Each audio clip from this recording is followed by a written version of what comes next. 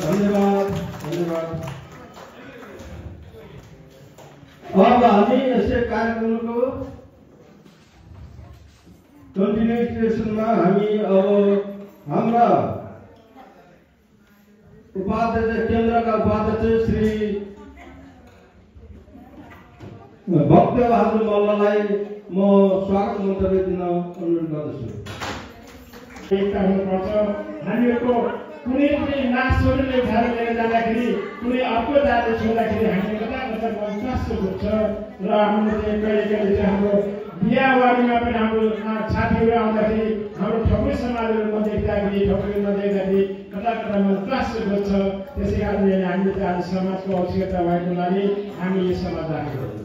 त्यस कारणले म आदरणीय दाजुभाइ दिदीबहिनीलाई यो मात्रै भन्न चाहन्छु कि हजुरहरू मात्र नभएर हजुरको ओल्लो पल्लो भएका आज राजा महारानीहरूले पनि यहाँ विशेष गरेर ल्याउने चाहिँ प्रयास गरिबक्छ भन्ने म अनुरोध गर्न चाहन्छु। र हामीहरूले हिजो कि हामीहरू किन आज चाहिँ हामीहरू अपमत भइरहेको छ, कति वर्ष भइसक्यो संस्था खोलेको, किन अपमत भएको छ भन्दाखेरि अस्ति चाहिँ हामीहरू कार्य समितिको बैठक बसेको थियो। त्यस अवस्थामा के हो भने हामीले महिनामा 5 पल उठाउँदाखेरि वर्षमा 60 पल उठाउँदाखेरि कतै हामीले धेरै त उठाएन भन्ने हामीहरू चाहिँ धेरै कुराको छलफल गऱ्यो। होला सायद हाम्रो पैसा धेरै भएर नि सायद हाम्रो यहाँ समाजमा आउन नसक्नु भएको हो कि भन्ने विचारधारा राखेर हामीहरूले चाहिँ वर्षमा जम्मा 5 पल राखेका छौँ। अब हामी 60 पल होइन, अब हामीले वर्षमा खालि 5 पल राखेको छ। त्यस कारणले सम्पूर्ण दाजुभाइ दिदीबहिनीलाई यही अनुरोध गर्न चाहन्छु कि हजुरहरूको उहाँहरूलाई पनि यहाँ लिएर आउने चाहिँ कोसिस गरियोस् होला। र कता कता मैले एउटा चाहिँ 1-2 जना साथीहरू साह्रै उहाँको दुःख मन लागेर सायद बाहिर बसेको छ होला, सायद यो 60 पल जाने भएको छ होला। साथसाथै हामीहरूले चाहिँ फ्री खुवाउने सबैले धन सम्पत्ति उडाउन लागे समाजको भनेर चाहिँ उहाँ दुःख लागेको साथीहरू पनि गएको छ होला भन्ने मैले कता कता मैले सुन्न आएको छ। त्यस कारण ती साथीहरू कहाँ पुगोस्, ती साथीहरू चाहिँ आवाज संस्था के हो भन्न आओस्। अब हामीले चाहिँ 5 पलभन्दा धेरै उठाएको छैन र हामीले पार्टीमा पनि हामीले के गर्ने विचार गरिसक्यौँ भने अब हामीले फ्रीमा खाँदाखेरि अनि कतै कता चाहिँ उहाँको पेट पोल्नु लाग्यो। त्यस कारण हामीले पनि सबैले दाजुभाइ दिदीबहिनीहरू हामी एक छाक खाँदा हामी फ्री खाएर मात्रै हामी सबैबाट हुन्छ भन्ने चाहिँ उहाँको विचारधारा थिएन। तर हाम्रो सम्मान मात्रै गरेको थियो। तर त्यस्तो कुराहरूमा पनि उहाँले चाहिँ नकारात्मक दृष्टिकोण हेर्छ भने हामीले पनि त्यसलाई बन्द गरेको छ। 10-20 पल जति चुक्यो हो हामीले पैसा अब तिरेर खाने भन्ने कुराहरू गरेको छ। चाहे 30 होस् चाहे नयाँ वर्ष हो, दुनियाँले त 150 रुपियाँले डोनेसन गरेर चाहिँ हामीले खाइरहेको छ भने के ठकुरी समाजमा दिदीबहिनीहरूले 20 पल टिकट टिकेर खान सक्दैन थिएन, खान्थ्यो। तर हामीले सम्मान गरेको थियौँ, तर वो सम्मानलाई चाहिँ उहाँको मनमा अटेन है। त्यस कारणले हामी सबै दिदीबहिनीलाई मैले हजुरलाई चाहिँ माफी माग्नु अथवा के भन्न चाहौँ। अब चाहिँ हाम्रो 30को कार्यक्रममा पनि हामीले पैसा तिरेर खानु भएको छ। तर यहाँ यो पनि भन्न आइसकेको छ, हेर्नुहोस् है तपाईँको कार्यक्रममा 30को कार्यक्रम पैसा तिरेर खाएर दिदीबहिनी कोही पनि आइदिनु भनेर भन्छ। मैले भन्नु दिदीबहिनी अब आउँछ भनेर पनि कुरा राखेको छु। त्यस कारणले दिदीबहिनीहरू यो आउने 30 कार्यक्रममा अझै पनि धेरै कोसिस गरेर हाम्रो एकता बनाउनको लागि म हातहरू गर्न चाहन्छु। र धेरै कुराहरू नराखिकन म केन्द्रका अघि हाम्रो केन्द्रका भक्तमले जुने गर्नुभयो, हामीलाई खुसी लाग्छ। यो 27 केन्द्रबाट चाहिँ हामीले एउटा उपाध्यक्ष महासचिव जस्तो व्यक्ति चाहिँ हामी केन्द्रमा पठाउन सक्यौँ। र उहाँले पक्कै पनि अब चाहिँ यहाँको अनुभव उहाँले बताएर उहाँ चाहिँ के गर्न सक्नुहुन्छ भन्ने हामीले आशा राखेको छौँ। र उपाध्यक्ष भनेको भावी अध्यक्ष पनि हुनसक्छ। त्यस कारणले भावी अध्यक्ष गर्नको लागि हामी के गर्नुपर्छ भन्ने कुराहरू उहाँले मनमा लिइराखोस् भन्ने कुरा अनुरोध गर्न चाहन्छु। र म के भन्छु भने बुबा बुवा भन्ने कुराहरू के हो भने छोरा छोरी छ भने मात्रै बुवा हो नि त। छोरा छोरी छ भने मात्रै बुवा हो। छोरा छोरीले भने बुवा त के बुवा त हो तर छोकरो बुवा हो। त्यस्तै प्रकार केन्द्र भन्ने कुनै शाखा ब्रान्चहरू छैन भने कुनै गाउँ कार्य समिति, कुनै जिल्ला कार्य समिति, कुनै नगर कार्य समिति कोही पनि छैन के को केन्द्र त्यो डाली नभएको रुख जस्तो, पात नभएको रुख जस्तो। त्यसकारण यो कुराहरू चाहिँ सन्देश महापुरुष यो कुराहरू हुनुपर्छ। हामी हमेसा केन्द्रलाई चाहिँ हामी माया गर्छौँ, केन्द्रसँग गर्ने हामी प्रतिबद्धता जारी गर्छौँ र उहाँ केन्द्रमा चाहिँ एउटा राम्रो खालको संविधान संशोधन गर्नुहोस् जसले चाहिँ सबैलाई अगाडि गरेर चाहिँ गर्न सकोस्। र अर्को कुरा केन्द्रले पनि हाम्रो नेपालमा अल्पमत हाम्रो प्रभुलाई हामी के अरे हामीलाई अल्पमत राखेर हामीलाई चाहिँ अलग्गै राखेको छ। त्यसकारण हामीले उहाँ पनि केन्द्रमा पनि यो आवाज पुर्याउन सकोस् जसले गर्दाखेरि उहाँ पनि जे होस् जसोसुकै होस् बाहिर युकेबाट अमेरिकाबाट कुनै पनि खबरहरू सन्देशहरू लिएर जान्छ भने त्यसको धेरै सजिलो हुन्छ। त्यसकारणले यो चाहिँ हामीले चाहिँ नेपालमा पुर्याउने केन्द्रले चाहिँ प्रयास गरेको भन्ने राख्दै म हजुरसँग धेरै कुरा नराखेर त्यति भन्दै भविष्यमा फेरि पनि हजुरले यसरी काम गरौँ भन्दै पुनः चाहिँ हजुरलाई चाहिँ नयाँ वर्षको शुभकामना गर्दै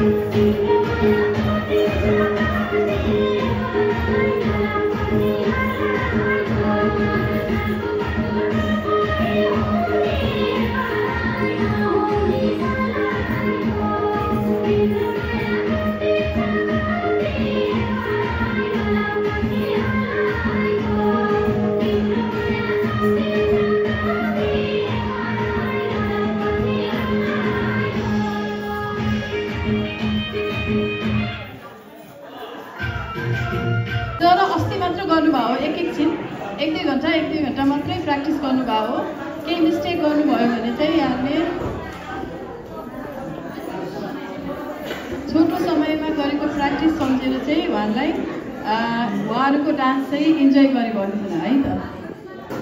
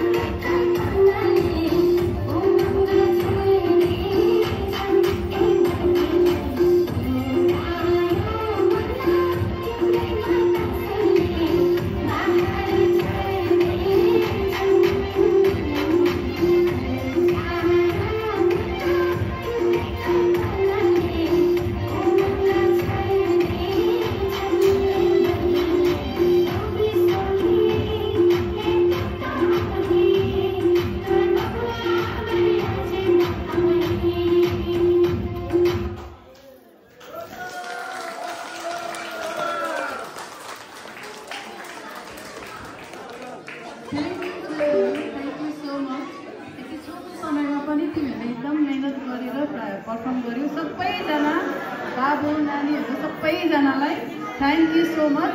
र अघि डान्स गर्नेहरू सबैजनालाई एकचोटि यहाँ आउँछ स्टेजमा।